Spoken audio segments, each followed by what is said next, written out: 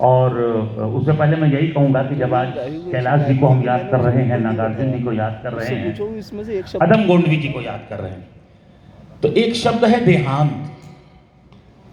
एक रचनाकार के देह का ही अंत होता है, उसके काम का कभी अंत नहीं होता। और मैं पिता श्री कैलाश गौतम जी को श्रद्धांजलि देते हुए अपने एक दोहे से बात प्रारंभ करूंगा। इसी मुरादाबाद शहर में सबसे पहले बहुत आभारी हूं प्रदर्शनी समिति प्रिय भाई राहुल शर्मा जी का और आपका, आप लोगों ने याद किया। एक साल में 5-6 बड़े आयोजन कविता के पढ़े मंचों पर जहां काव्य पाठ खूब हुआ। ऐसे साहित्यिक, सांस्कृतिक और सामाजिक सरोकारों की रचना और संवाद के लिए पूरा मुरादाबाद बहुत बधाई का पात्र है। बहुत ये बहुत सार्थक बात है। एक दोहा अपना रखना चाहता हूं, फिर वहीं से कैलाश जी पर आता हूं कि लिखा किया रह जाएगा, रहता नहीं शरीर। लिखा किया रह जाएगा, रहता नहीं शरीर, इसीलिए मरते नहीं तुलसी सूर कबीर। और ये लोग उसी परंपरा के लोग हैं।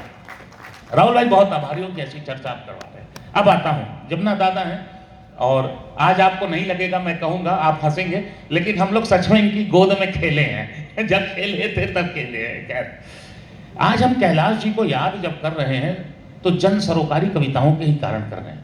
जन शब्द की परिभाषा, कोई स्पष्ट परिभाषा, स्ट्रेट जैकेट फार्मूला नहीं है। जनता वो भी है जो गांव कस्बों में, जनता जो शहर में, अलग अलग चुनौतियां हैं, अलग अलग विषमताएं हैं, अलग अलग समय है जिसको वो जी रहे हैं। जब कैलाश जी कहते हैं ये जो गोष्ठी हो रही ना, उसी के लिए कैलाश जी की पंक्तियां में 2-3 उदाहरण दूंगा, क्योंकि कहा जाता है ना कि उनकी पंक्तियां ही संवाद करेंगी जिस जन सरोकार की बात करें।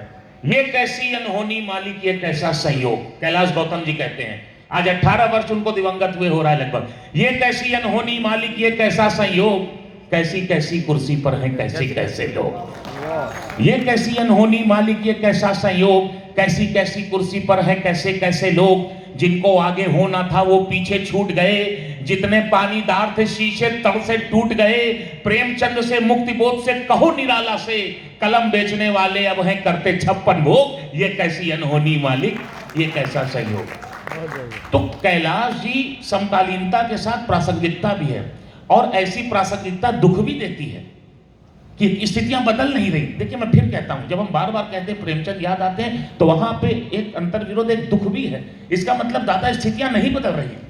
अगर उस पीड़ा को, उस विडंबना को हम आज तक याद कर रहे हैं और अभी मौजूद देख रहे हैं, इसका मतलब उस पर काम ठीक से नहीं हुआ। जिस जन की बात आप कर रहे हैं, मुझे वो सभागार याद आ रहा 20-22 वर्ष पूर्व का, पिता कैलाश गौतम जी की किताब का लोकार्पण चर्चा थी। नामवर सिंह जी थे, दूधनाथ सिंह जी थे, ममता कालिया, रविंद्र कालिया, ये सब अपने समय के बड़े लोग सब।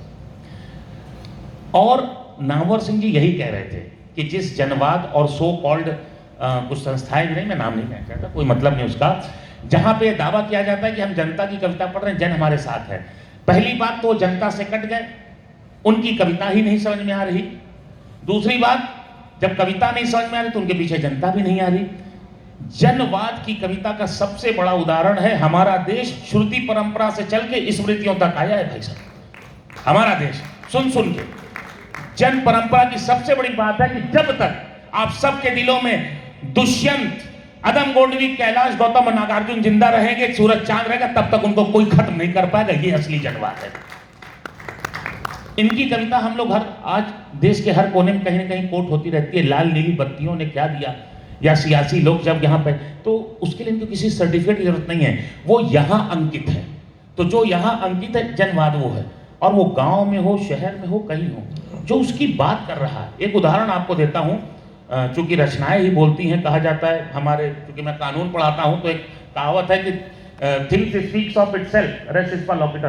तो उनकी कविताएं बोली, जैसे कैलाश जी का सुनिए, एक 4 पंक्ति ये भी सुनिए कि कैसे कैसे लोग जब काबिज होते हैं। अब कितनी बड़ी परंपरा जब होती है कि संतों के चरण पड़े रेत में कछार खो गए, संतों के चरण पड़े रेत में कछार खो गए, पांव फटते ही ग्रहण लगा और उग्र होते शाम हो गई, जब से मरा भगीरथ गंगा घड़ियालों के नाम हो गई। ये कैलाश जी कह रहे हैं।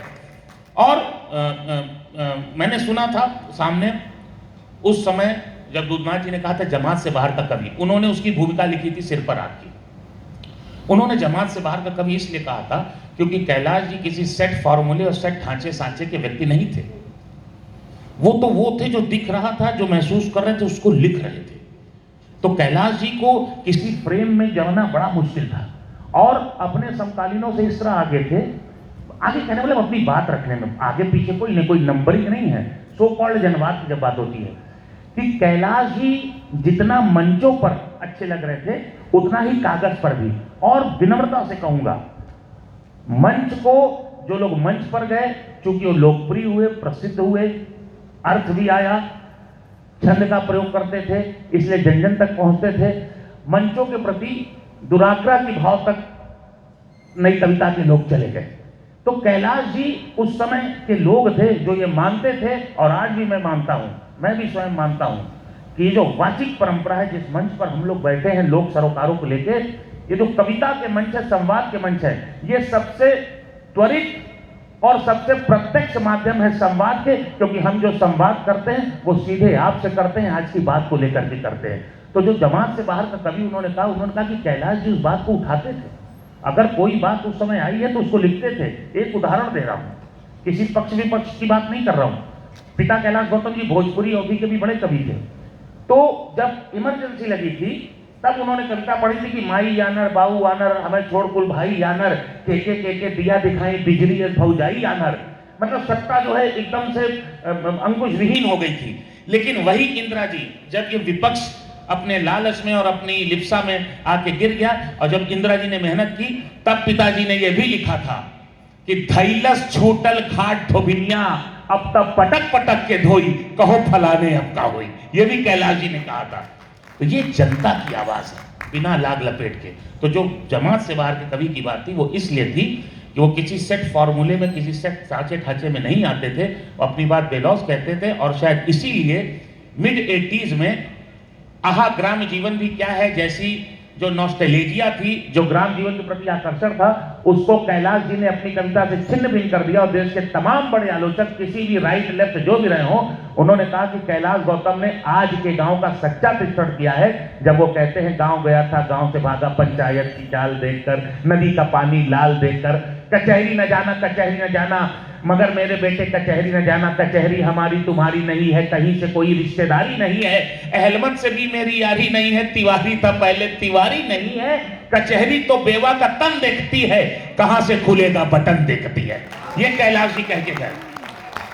ये कविता है, मेरे रोज खड़े हो रहे हैं। ये जो आपने अभी बात कही कि इतना उन्होंने क्रांतिकारी काव्य लिखा, सब कुछ, स्थितियां नहीं बदली, ये टीस आपके मन में भी है, शायद अब तक है। मैं आलोक बेजान जी की